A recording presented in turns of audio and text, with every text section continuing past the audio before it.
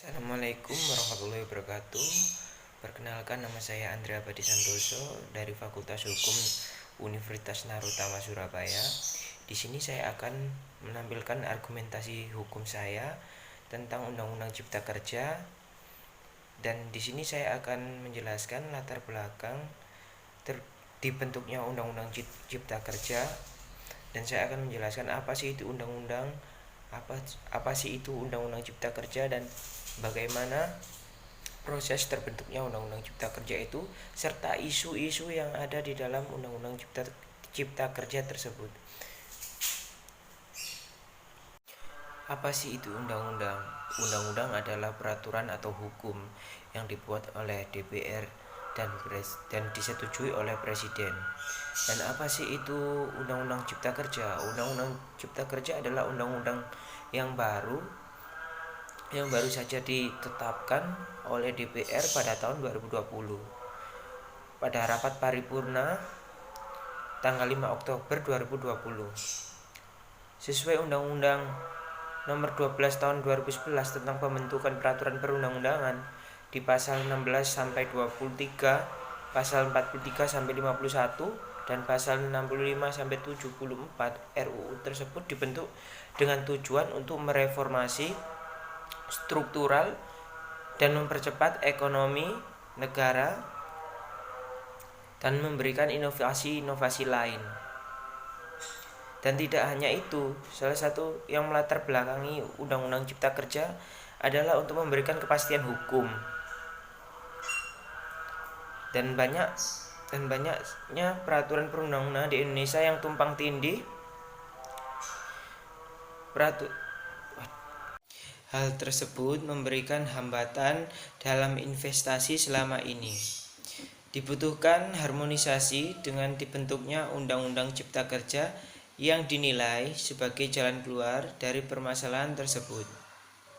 Namun, seperti yang kita tahu selama ini, banyak sekali penolakan untuk Undang-Undang Cipta Kerja yang disahkan pada tanggal 5 Oktober 2020. Bahasanya,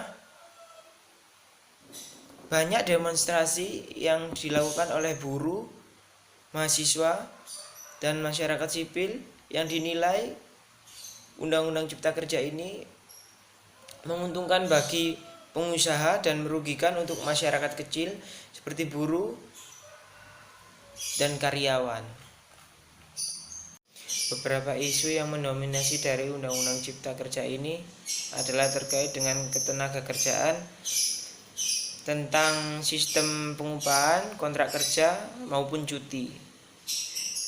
Undang-Undang Cipta Kerja ini mengubah 31 pasal, menghapus 29 pasal, dan menyisipkan 13 pasal baru dalam Undang-Undang Ketenagakerjaan.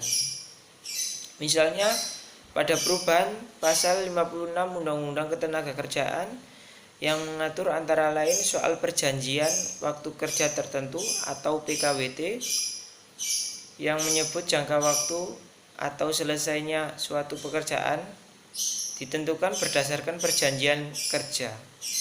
Pasal 59 Undang-Undang Ketenagakerjaan diubah dan tidak lagi memuat ketentuan sebelumnya yang mengatur jangka waktu PKWT paling lama 2 tahun dan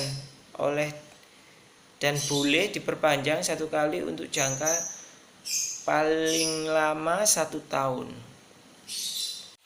Perubahan pasal 156 Undang-Undang Ketenagakerjaan melalui Undang-Undang Cipta Kerja juga berdampak terhadap kompensasi pesangon yang diterima oleh buruh. Misalnya, mengenai uang pengganti hak, pasal 156 Undang-Undang Ketenagakerjaan hanya mengatur 3 komponen uang pengganti hak yang diberikan kepada buruh. Ketentuan sebelumnya mengatur 4 komponen dalam penggantian hak yang diberikan kepada buruh. Begitu pula alasan PHK karena perubahan status penggabungan, peleburan, dan perubahan kepemilikan sebagaimana diatur dalam pasal 163 ayat 1 dan ayat 2 Undang-Undang Ketenagakerjaan. Undang-Undang Cipta Kerja menghapus ketentuan ini berikut besaran kompensasi yang diterima oleh buruh, baik jumlahnya 1 atau 2 kali ketentuan. Hal serupa juga menghapus ketentuan PHK lain seperti pasal 166 yang sebelumnya mengatur PHK karena buruh meninggal dunia, ahli warisnya mendapat kompensasi pesangon sebesar 2 kali ketentuan. Setelah kita tahu apa itu Undang-Undang Cipta Kerja, apa itu latar belakang dibentuknya Undang-Undang Cipta Kerja, dan pasal-pasal apa yang menuai penolakan dari kalangan buruh, karyawan, dan mahasiswa, kita dapat simpulkan menurut asas lex specialis derogat generalis, maka secara otomatis peraturan daerah juga harus mematuhi aturan baru dari Undang-Undang Cipta Kerja. Sehingga jika Undang-Undang Cipta Kerja diterapkan dalam sistem perundang-undangan, maka lazimnya berbentuk undang-undang.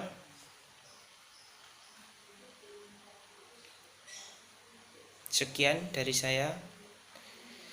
Kalau ada salah-salah kata, saya minta maaf. Assalamualaikum warahmatullahi wabarakatuh.